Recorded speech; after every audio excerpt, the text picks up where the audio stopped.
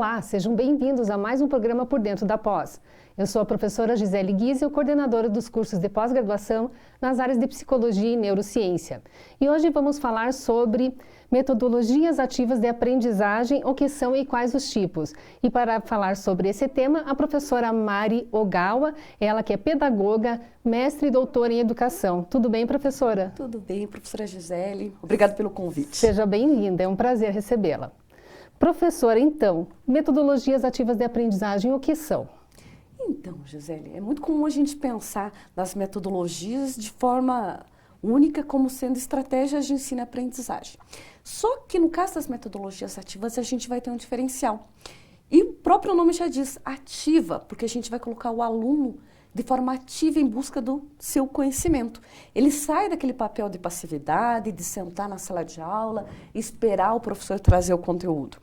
Trata-se de estratégias que vão envolver o aluno dentro das próprias técnicas, seja o que você for aplicar, o aluno vai não só escutar, não só ver, ele vai fazer. E esse fazer faz com que o conhecimento percorra caminhos cognitivos diferentes.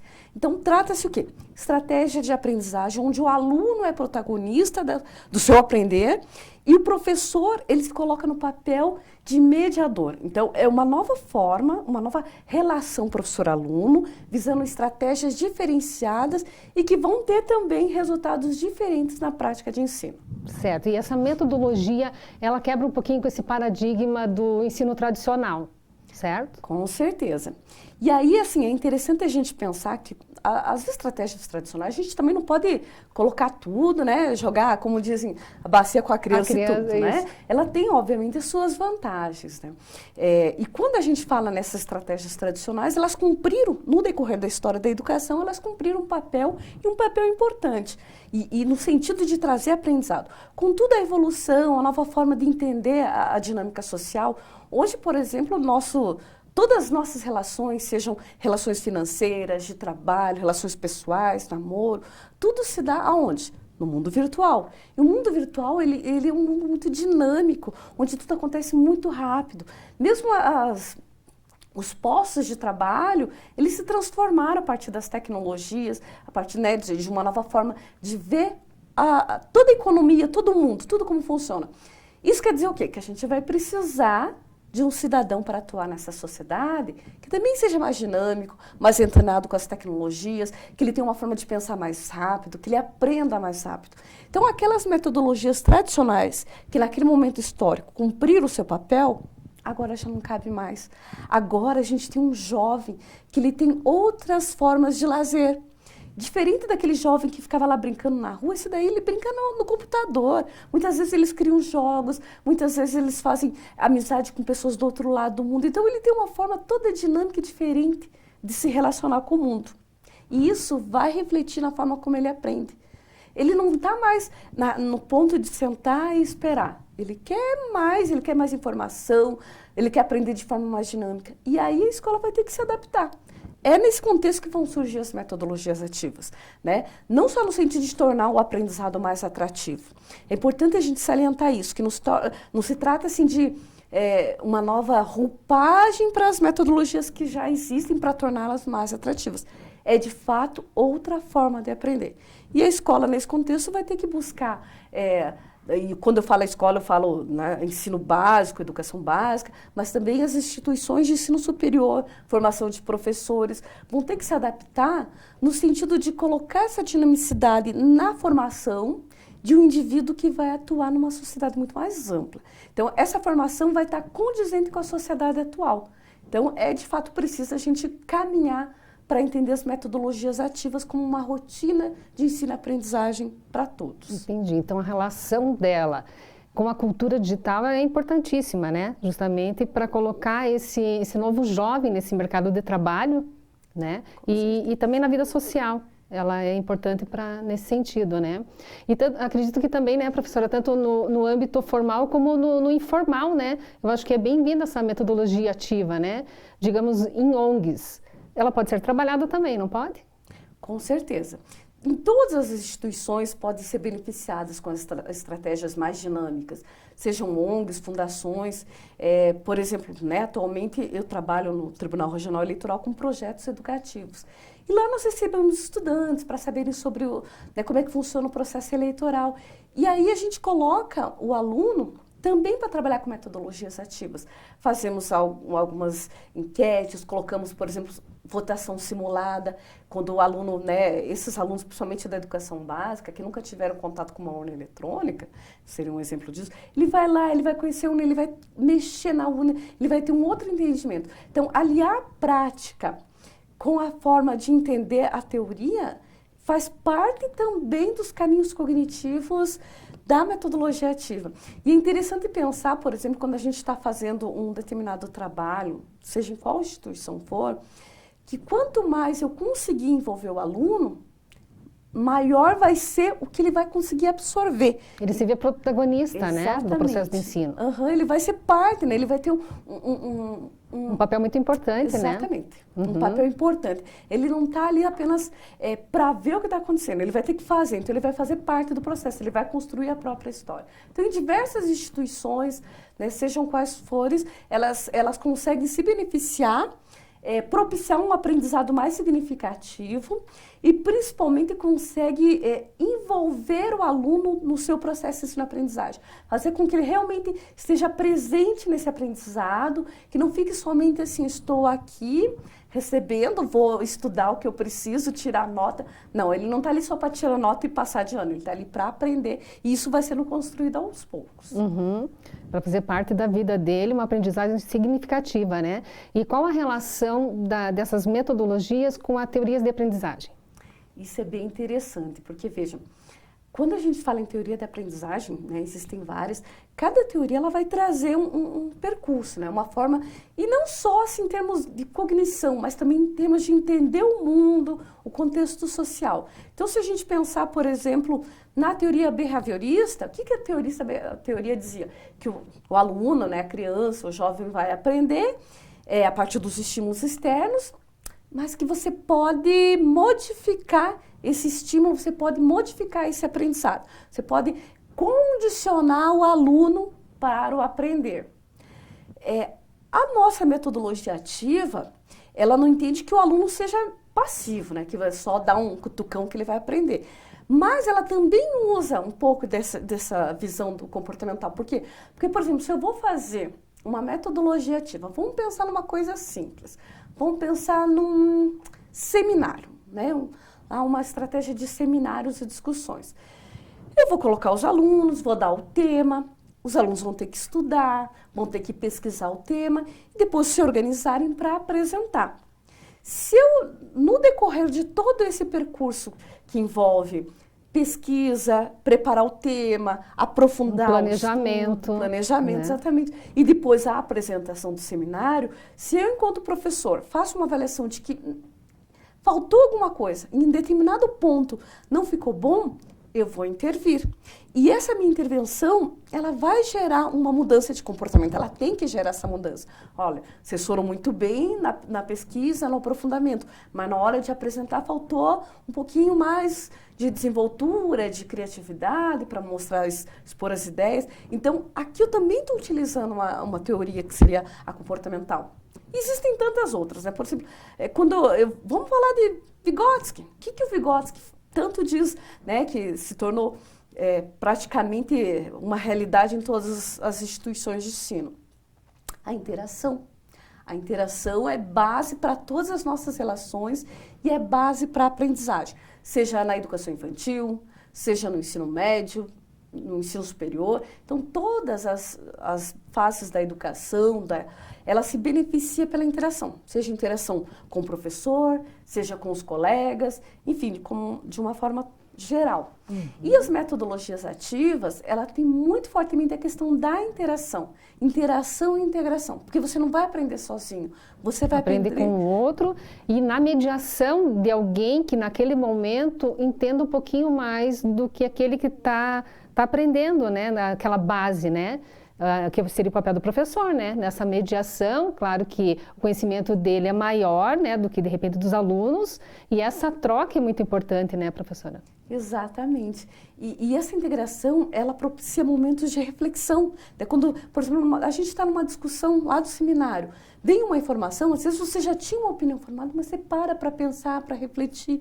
Então você acaba se apropriando de outras ideias, acaba reformulando a sua ideia. Então, assim, é um aprendizado, é um crescimento grande que você vai ter a partir das interações, que são parte das teorias. Muitas das teorias da aprendizagem trazem isso, né? A questão da interação, de você ter a troca com os pares. Porque, veja, quando eu faço essa troca, eu tenho a oportunidade de reconstruir os aprendizados. E esse aprendizado, muitas vezes, ele vai ser ampliado. Então, você já não tem mais um único elemento que foi traçado. Mesmo que eu tenha escolhido um único tema para esse seminário. Falei assim, vamos pesquisar sobre mamíferos, né? Pensando numa turma de ensino fundamental. Ali, como vão surgir várias ideias, eu posso ampliar esse tema para outros. Então, é um momento muito rico de aprendizagem quando eu utilizo metodologias ativas. E é importante isso que você falou das teorias da aprendizagem para o professor. Porque o professor ele tem que ter bem claro que teoria que ele está usando para atingir o aluno. Porque quando ele tem clareza de como ele está atuando, os objetivos didáticos também ficam mais claros. E a avaliação é parte disso. Daí. Perfeito. E importante também o professor perceber a sua turma, os alunos que ali estão, de repente tem alguém com TDAH, né? Aquela criança com maior hiperatividade. É importante colocar essas metodologias para ele consiga saber o seu lugar de fala, o seu lugar de espera, né? Eu acho que é importante. Sim. E uma coisa bem interessante, né? A gente colocar em relação, não só ao TDAH, mas crianças com dificuldade de aprendizagem, crianças com deficiências, né? Todos nós tendemos a nos beneficiar quando aplicada a metodologia ativa. Eu e você, a gente vai aprender muito mais com a metodologia ativa. Mas no caso da criança com deficiência, no caso da criança com uma limitação inclusiva, nossa, isso sim é um ganho enorme, assim. Porque, como eu disse, para todos nós já é bom, imagina para aquela criança, porque, por exemplo, no caso do TDAH, a criança, ela é mais ativa, ela é mais elétrica, né, como a gente costuma dizer. Ela tem uma dificuldade de se concentrar, de ficar muito tempo numa determinada atividade. E a metodologia ativa, ela consegue trazer diferentes formas de trabalho, diferentes olhares, atividades mais dinâmicas. Então, a criança vai se beneficiar enormemente e, com certeza, vai ter uma evolução no aprendizado. Tá. E quais os tipos de metodologias para aplicar na educação infantil? No ensino fundamental, ensino médio e também na universidade, né? Por que não? Sim. Olha, nós temos uma série de atividades que elas podem ser adaptadas para diferentes níveis de ensino. É claro que muitas delas a gente vai ter uma eficácia maior no ensino fundamental 2, né, que seriam os anos finais, né, de sexto ao nono ano, no médio e também no ensino superior. A gente acaba tendo uma maior aplicabilidade, por quê? Porque o aluno já desenvolveu, ele já tem um nível de desenvolvimento intelectual, cognitivo, motor maior. Então, o nível deles acaba se beneficiando mais porque ele já tem condições de entender, de interagir. A educação infantil ainda está nesse processo de crescimento, de desenvolvimento. Então, vou ser pouco menos, mas não quer dizer que a gente não possa aplicar. Existem alguns que são bastante tradicionais, que é o caso, por exemplo, do storytelling, né? A narrativa para a criança, ela não é só uma... A gente fala contação de histórias, tem gente que imagina assim, é só sentar e contar história. Não. É construir um mundo para aquela criança. É fazer com que toda a sua narrativa seja no sentido de... não só de trazer e concretizar aquela imagem da história, mas envolver a criança na história. E aí você pode criar várias outras, porque uma coisa que é importante a gente entender, que a metodologia ativa, ela não precisa ser trabalhada exclusivamente e separadamente. Por exemplo, porque se eu escolhi storytelling, eu vou usar só essa. Não, eu posso ir adicionando outros. Se eu escolhi estudo de casa, só essa que eu vou usar. Não, eu posso usar 2, 3. Aquelas que eu olhar assim, vejo que dá para usar, tranquilo, vai embora. Sabe? É só saber assim, entender o seu público, saber da maturidade deles, o nível de desenvolvimento. e 2, também conhecer as técnicas. Então, no caso da educação infantil, que eu estou trabalhando com uma narrativa, uma contação de história, eu posso trazer outros elementos incorporando para que eles possam se beneficiar. Aquelas tradicionais, né, de fazer, por exemplo, a criança continuar a história, porque eu vou trabalhar a oralidade, trabalhar a atenção e concentração, porque ela vai ter que estar atenta para cada momento onde vão ser inseridos novos elementos na história. Então, assim, é questão da gente entender aquele mundo, entender o nível que a criança está, que é importante isso, afinal de contas, eu não posso correr o risco de trazer uma atividade que a criança não esteja pronta ainda, porque senão eu crio uma frustração e acabo, eu também me frustrando como professor, e acabo muitas vezes podando uma possibilidade, uma atividade que eu poderia trabalhar daqui, sei lá, 6 meses, que a criança é muito rápido, essa questão do desenvolvimento. Quando eu chegar naquela atividade, ela já não vai querer porque não foi bom. Então, conhecer o aluno, saber em que nível que ele está, quais as suas condições de aprendizado, onde você pode ir com ele, o que falta inserir. Então, se a gente for fazendo essa trajetória e mediando, é sucesso com certeza. E sempre saber o processo avaliativo, né, que vai ser trabalhado em cada tipo de metodologia, né? Ou existe uma avaliação única ou não? Cada avaliação é para uma determinada metodologia. Exatamente, a gente tem que estar muito atento a essa questão da avaliação, porque tem muito professor. E eles costumam achar assim, que está na moda, que vamos utilizar a metodologia ativa porque está na moda. E a avaliação vai ser tradicional. Exatamente. Daí faz uma atividade super legal, né? Faz lá um estudo de caso, ou então faz um projeto e depois quer fazer uma prova do projeto. O que adiantou você inovar tanto na tua prática se a tua avaliação não é condizente, né? Você tem que ter um olhar harmônico para isso e principalmente você tem que entender que cada metodologia ela tem uma forma de ser avaliada. A própria metodologia, no decorrer, vamos pensar aqui, vamos voltar então para o projeto. Vamos nos voltar para os projetos. Se eu pensar numa aprendizagem baseada em projetos, posso propor para o meu aluno, vamos pensar num projeto bem básico, a horta, que é uma coisa que todo mundo faz. Eu estou propondo para o meu aluno que construa uma horta. Para ele construir essa horta, ele vai ter que pesquisar o tipo de solo que tem ali na escola, e sabendo o tipo de solo, ele vai ter que pensar que tipo de planta que ele pode colocar ali, que tipo de verdura, o que pode...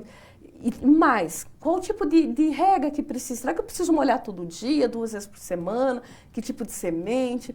Precisa de sol? Então, e daí você vê quanta pesquisa já entra aí, né? Exatamente. E daí entra a geografia, a matemática, né? O português entra em todas. Então, olha só quanta linguagem entra aí, né? Exatamente. É um trabalho extremamente rico, multidisciplinar, interdisciplinar. Você coloca tudo ali. Então, é um trabalho fantástico.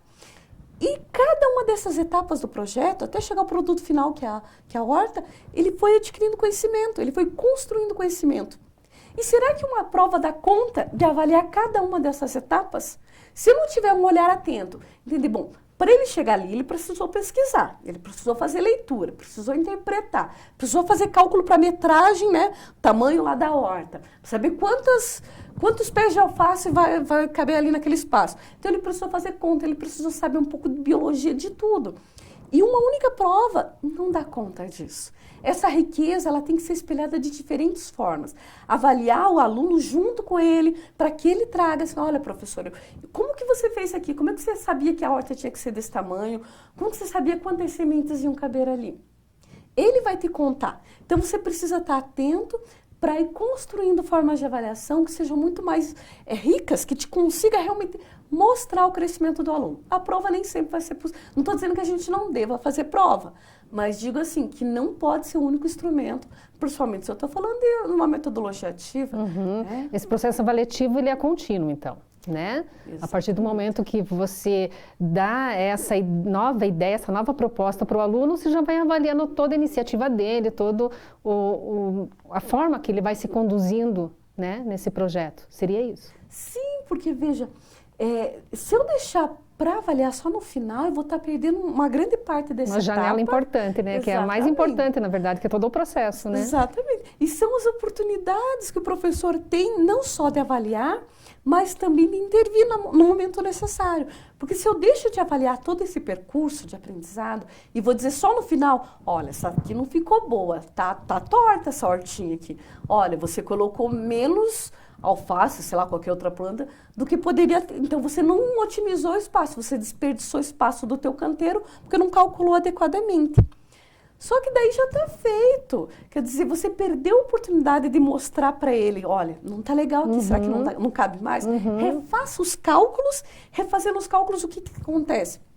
Eu estou inserindo uma possibilidade que o aluno aprenda aquilo que faltou e estou avaliando não só a prática dele, mas também a forma como ele compreende o seu próprio aprendizado. Então, ser pontual no sentido de intervir quando necessário, porque a avaliação serve para isso, para a gente ver onde a gente chegou e aonde a gente pode ir, e também para a gente ter esse cuidado de não deixar passar as etapas, né? Se eu olho só o produto final, às vezes pode ser que nem sempre, às vezes o aluno se esforçou um monte, mas a horta não ficou bonita, as verduras não cresceram como deveriam, e aí eu acabo avaliando de uma forma muito superficial. Então, se eu conseguir fazer isso de forma contínua, de forma somativa, com certeza eu vou estar realmente fazendo um percurso de ensino e aprendizagem. Ensino porque eu posso intervir, né, e fazer uma outra orientação, que no caso dos projetos é muito mais de orientação e de mediação, e para o aluno que pode estar refazendo a sua aprendizagem. Então, mediar, avaliar de forma contínua e somativa, sempre no sentido de construção mesmo. Até porque a ideia é ele levar para a vida esse aprendizado, né? E não só decorar algo ali para aquele momento da avaliação e pronto. Não, é justamente para a vida. Exatamente. Né? Isso que é legal da metodologia ativa. Porque é uma coisa que você consegue trazer para a tua vida, né? São coisas assim que não vão ficar em sala de aula. Por exemplo, quando a gente começou falando das metodologias tradicionais. Quem já fez hoje os jovens já não têm muito essa dinâmica, mas na minha época, por exemplo, de vestibular, a gente tinha que estudar, tinha que fazer todo um esquema, só que esse esquema nem sempre ficava ali no momento da prova, mas depois que passava a prova, eu esquecia tudo. O esquema era funcional, mas eu não internalizava. Sim. Não era conteúdo, não era aprendizagem efetiva. Perfeito, professora. O papo está muito bom. A gente vai fazer um intervalinho bem rapidinho e logo a gente volta.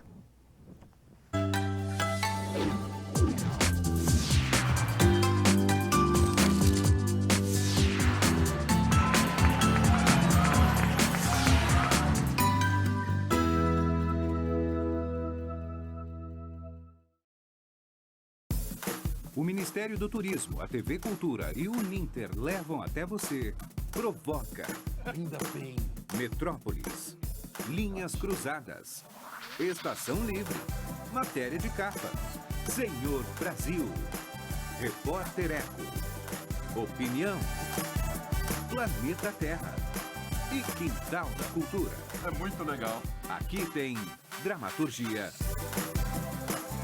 sustentabilidade, documentários, música, inclusão, diversidade. Já que tá tudo aqui. Aqui tem cultura.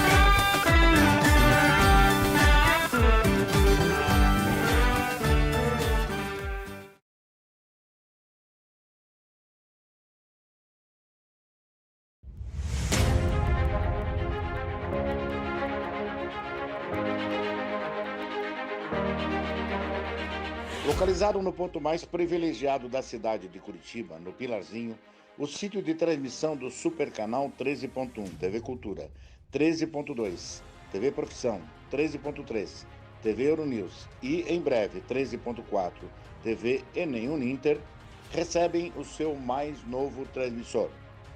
Homologado pela Anatel com 10 vezes mais potência, vai atender a mais de 3,5 milhões de telespectadores em Curitiba e na região metropolitana, nas cidades de São José dos Pinhais, Pinhais, Piraquara, Colombo, Almirante Tamandaré, Bocaiúva do Sul, Campina Grande do Sul, 4 Barras, Araucária, Campo Magro, Campo Largo, Contenda, Lapa, Balsa Nova e Itaperuçu.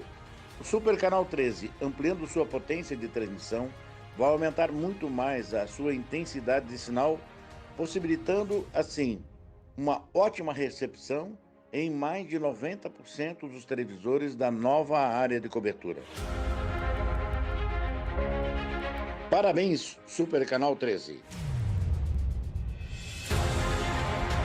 No Super Canal 13, sua imagem pega bem.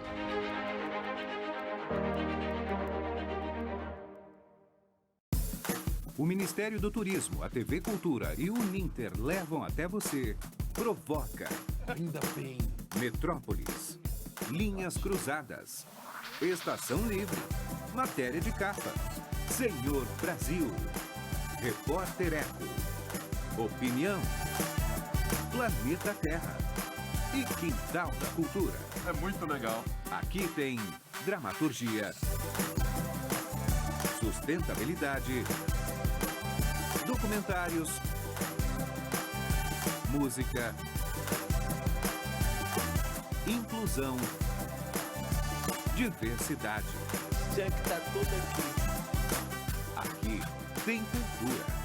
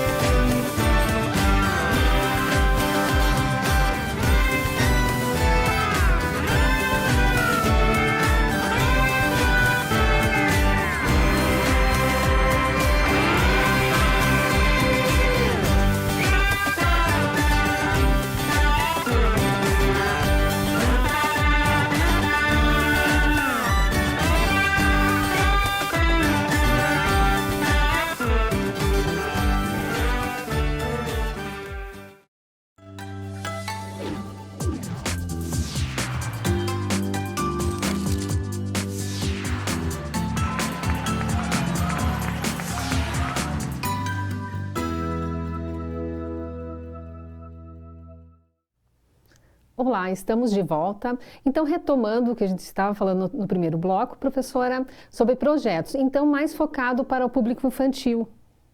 Seria? Olha, nós podemos adaptar, existem várias formas de eu trabalhar por projetos e eu consigo usar também no ensino fundamental, no ensino médio e mesmo no ensino superior. Muitos deles acabam, muitas vezes, trazendo produtos, principalmente se a gente falar do ensino superior, que podem ser bastante interessantes. Me perdoe.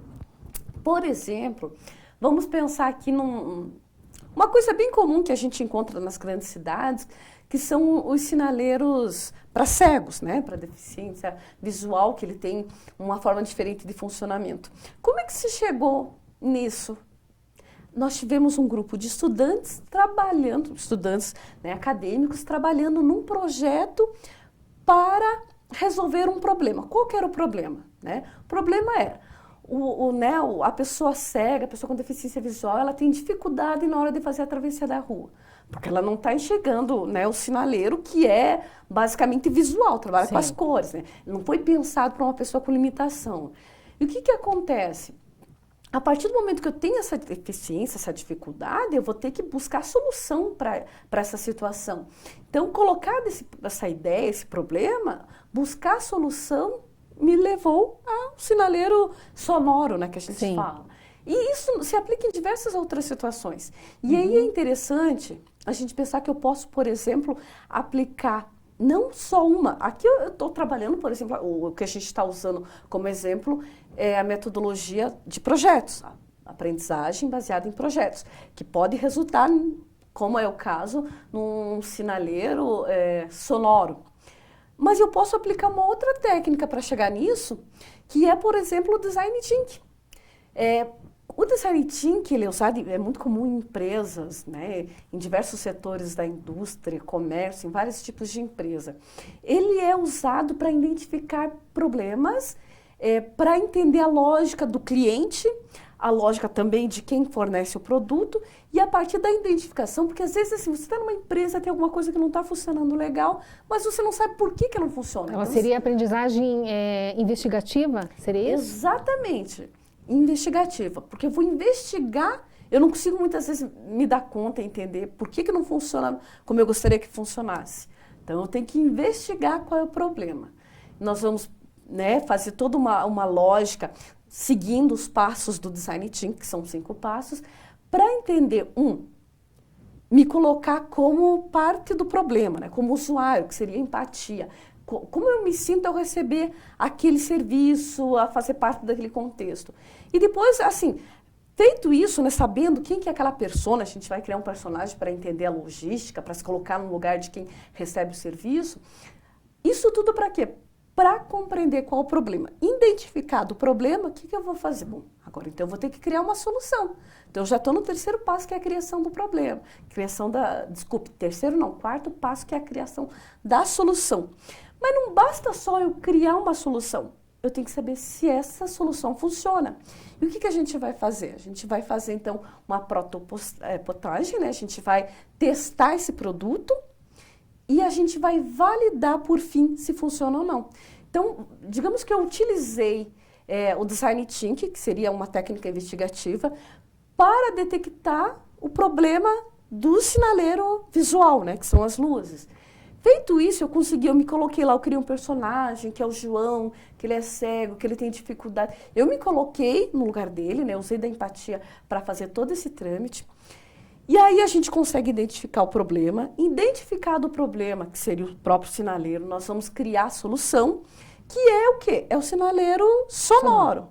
Criado o sinaleiro sonoro, a gente vai fazer, então, né, uma testagem para ver se ele funciona. Feito isso, a gente vai validar o produto final. Então, a gente conseguiu usar 2 técnicas para identificar e para resolver o problema. Então, assim, são formas diferentes que eles podem acontecer no ensino médio, no ensino fundamental. É claro que eu vou ter que nivelar. Então, Sim. Esse, por exemplo, é um que foi usado com estudantes do ensino superior.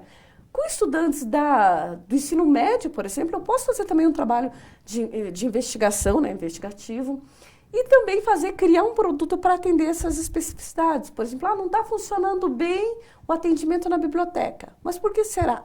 Vamos tentar, né, ver o que está acontecendo, nos colocar no lugar do usuário, no lugar, né, da atendente, identificar o problema e criar as possíveis soluções. Então, a partir do momento que eu conheço a minha clientela, que né, o meu público, que eu sei exatamente quem é meu público, e conheço o contexto, tem como eu ir nivelando cada uma dessas atividades. Então, o mesmo tipo de metodologia ativa é possível aplicar no ensino superior, no ensino básico, no ensino fundamental. Basta a gente estar atento e conseguir nivelar. Certo. Games e gamificação. Isso é fantástico, né? É riquíssimo, não tem quem não goste do tema. E assim, e o próprio fato de nós termos isso muito presente na nossa vida, né? Os jovens, a maior parte, o lazer deles hoje é jogos, né?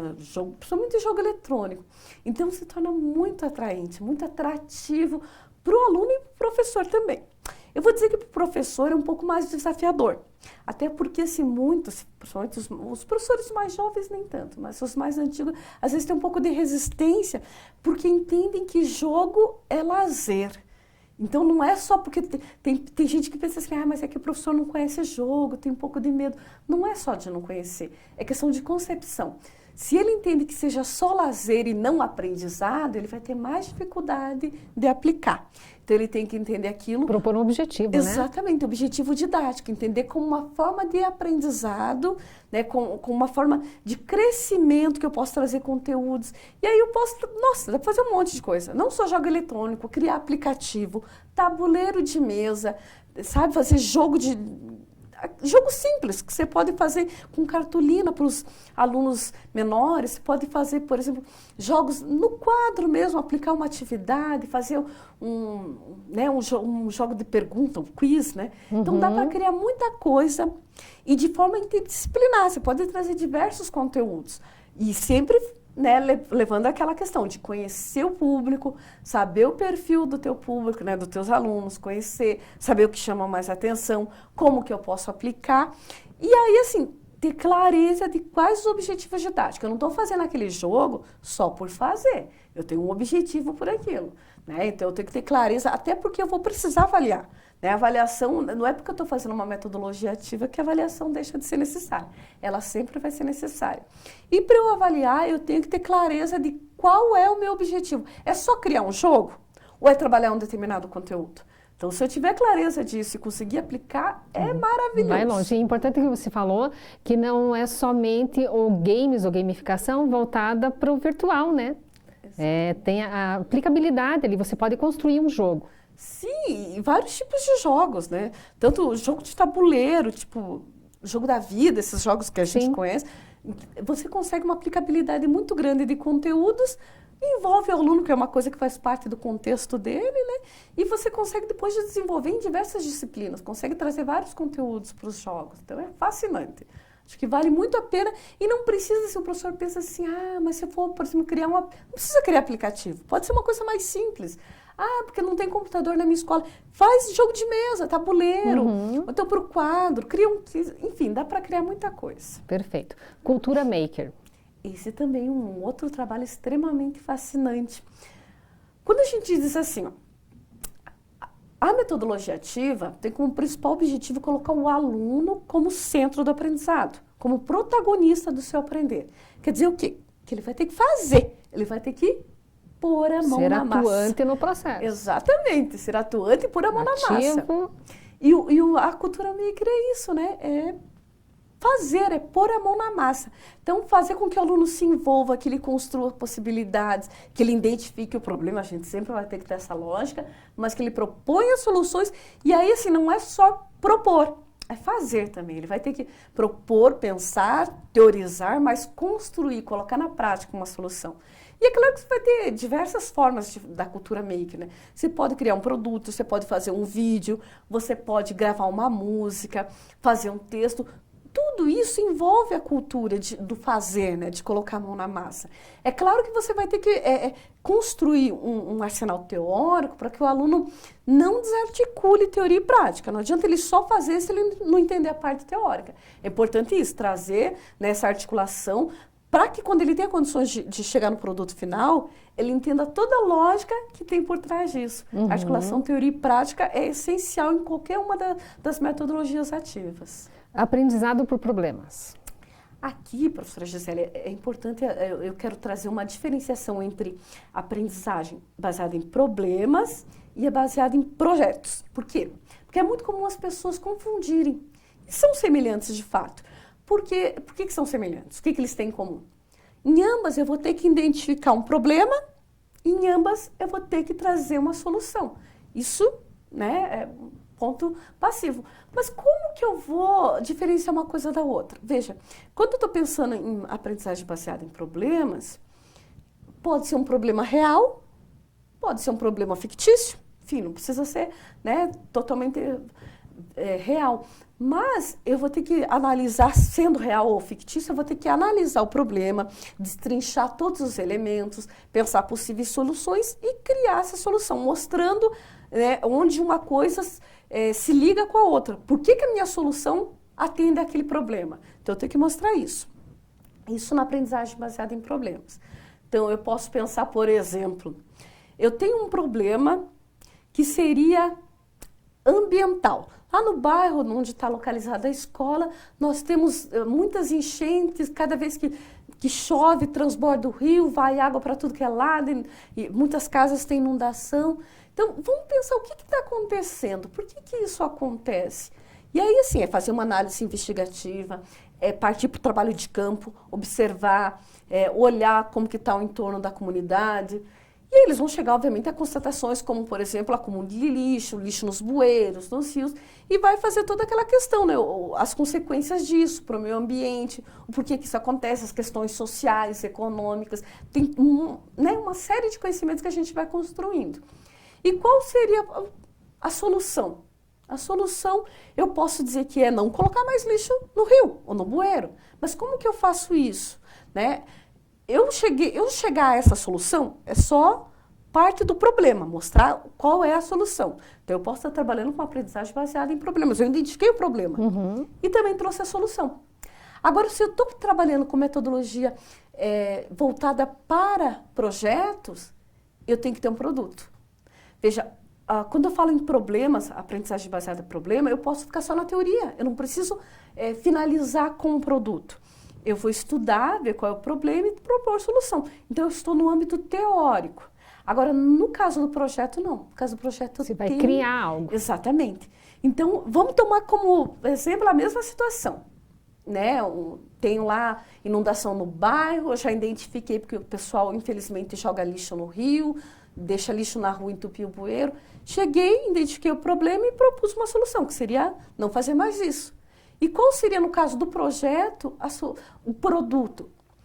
Fazer uma campanha de conscientização, sair nas ruas da cidade, do bairro, entregando panfleto, né, mostrando o que acontece. Então, eu estou colocando uma parte prática, né? O projeto, ele propõe ele não só traz a teoria, mas ele também constrói a prática, que seria uma forma de você resolver o problema, né, na prática do dia a dia. Então, ambos são bastante ricos, bastante envolventes, trazem muito conhecimento, tem um percurso muito próximo. É uma linha bem tênue, né? Exatamente, mas tem que ter a prática no caso do projeto. Perfeito. Sala de aula invertida.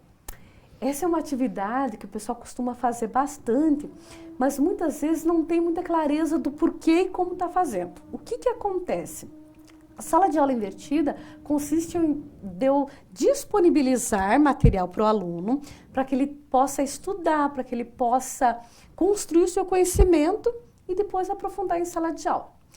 Tem professor que acha que é só, né, liberei lá, tem um monte de texto, só que, e daí chega na sala de aula, no momento de fazer a prática, percebe que o aluno não leu, não estudou, não pesquisou. E aí a sala de aula invertida acaba não acontecendo, né? Acaba não fazendo o efeito que se pretende. Porque a sala de aula invertida, o que ela significa? Significa que você vai ter uma prévia do conteúdo, você vai tirar algumas dúvidas, mas você vai aprofundar em sala de aula. Aquele momento em sala de aula é para aprofundar, é para discutir, é para tirar dúvidas de fato mais significativas. Só que ela não vai acontecer dessa forma se não houver o preparo prévio, que é, né, a sala de aula invertida. Então, o professor ele tem que ter bastante manejo nesse momento, de fazer o acompanhamento, sabe? Mediar isso, cobrar do aluno também, mas cobrar de uma forma assim, muito mais mobilizadora e incentivadora. Ele tem que mobilizar o aluno. Olha, eu disponibilizei aquele texto, mas tem um vídeo. O que vocês acharam? Sabe, tem que criar condições para saber que o aluno está se mobilizando, está indo atrás desse conteúdo. Porque senão a sala de aula não faz sentido, ela não vai funcionar, ela não vai ter o efeito que se pretende se você só jogar material, esperar que o aluno leia e depois trazer para a sala de aula. E pior, né? E caso ele não leia, daí perde o sentido. Exatamente. O professor disponibiliza o material, o aluno chega na sala de aula, não leu o conteúdo, não assistiu o vídeo, daí não tem como tirar dúvida, não tem como participar. Né? Ela não vai ser efetivada aí. É aquela situação, né? Você finge que ensina, ou outro finge que aprende, porque daí nenhum dos dois cumpre o seu papel. Exatamente. Né? O aluno não leu, o professor... Porque daí, uma sala de aula invertida, o professor ele tem que preparar, planejar de outra forma. Toda a condução dele na sala de aula vai ser diferente. Ele vai vir já entendendo que aquele conteúdo está pronto, ele vai trazer estratégias para aprofundar. Agora, se não tem o que ele aprofundar, ele vai fazer o quê? Então, realmente requer uma lógica de trabalho de mobilização do aluno também. Um combinado legal aí. Exatamente. Seminários e discussões. também é uma forma muito intensa, muito rica de trabalho. E é claro que muitas vezes foi desvalorizado. Ao longo da história, principalmente na graduação, a gente costuma dizer, isso é coisa de professor que não quer trabalhar. Mas não é bem assim. Se for realmente feito da forma como se deve, nossa, vai que é uma beleza. Rende frutos, o aluno aprende, o professor consegue perceber toda essa mobilização, essa apreensão do conhecimento. Mas requer o quê? Requer preparo de ambas as partes. Do professor ao disponibilizar material, a selecionar os melhores textos, vídeos, e também de mobilizar o aluno para que vá atrás desse conteúdo, para que ele possa ele próprio prepará-lo. E do aluno, que ele vai ter que ter a responsabilidade de fazer essa investigação, de pesquisar, de ver quais são as melhores fontes, né, diferentes tipos de fontes, e também discutir com os colegas, porque o momento de apresentação na sala de aula é a exposição do que foi construído. A discussão ela tem que ser prévia, ela não vai acontecer ali no momento da apresentação. Então, os alunos têm que ter essa responsabilidade, saber que eles vão ter que se reunir, se organizar, planejar, né, discutir. E quando isso é muito bem feito, cada um dos envolvidos vai ter a compreensão do conteúdo. Por quê? Porque foi discutido. Não é aquela coisa assim de fundamental, né, que a gente tinha uns anos atrás, cada um faz sua parte e cada aluno só vai saber a sua parte. O jogral, o chamado jogral. Exatamente. Que daí cada um sabia só a sua parte, mais nada. Se perguntasse do resto, né, o primeiro não fazia ideia do final. Então, se houver discussão, todos eles vão saber a totalidade do conteúdo e com certeza vai ser muito mais produtivo. E na hora da apresentação, aquilo ali vai ser meramente uma exposição do que já foi aprendido. Então, é um trabalho fantástico, mas tem que ser bem conduzido. E a responsabilidade dessa condução requer maturidade de ambas as partes. Exatamente. Aprendizagem entre pares. Também é bem importante a gente pensar na aprendizagem entre pares, porque, olha, vamos partir da... Eu gosto muito de Vygotsky, então eu sempre acabo voltando para o Vygotsky. Quando ele fala, por exemplo, da zona de desenvolvimento proximal. O que é a zona de desenvolvimento proximal? É aquilo que eu tenho condições de fazer, mas que eu preciso... Tem, né, a zona real, que é aquilo que eu tenho condições de fazer, e a proximal é aquilo que eu preciso de um auxílio, né? De alguém para me ajudar. E esse alguém não precisa necessariamente ser um professor. Pode ser um colega, que às vezes até o tipo de linguagem se adequa melhor. Então, todo esse movimento de aprender com os pares tende a ser bastante intenso, bastante rico, e todo mundo sai ganhando. E uma questão que é bem importante quando a gente fala nessa forma de aprender é da interação, do crescimento, e aí entra a questão da inclusão. Porque quando a gente vai, por exemplo, fazer um trabalho em grupo, muitas crianças ficam perdidas, não se sentem realmente... A criança mais tímida. Exatamente. Eu tive um aluno, ele tinha TDAH e ninguém queria fazer trabalho com aquele menininho. E quando ele pegava a tesourinha, então ele expirava. Ou seja, era uma questão de acolher, de trabalhar em equipe. Hoje, o que a sociedade precisa? Pessoas que estejam prontas para trabalhar em equipe. Então, o aprendizado em pares não é só para desenvolver conteúdo, mas também atitudes, comportamento. É um novo olhar. Exatamente. Professora, foi maravilhoso e passou tão rápido. Eu acredito que tem assunto para mais encontros, mas eu agradeço a sua vinda até aqui e agradeço a participação de todos vocês. Obrigada. Eu que agradeço, Gisele, fico à disposição. Precisamos, olha, muito obrigada pela atenção e pela participação de todos.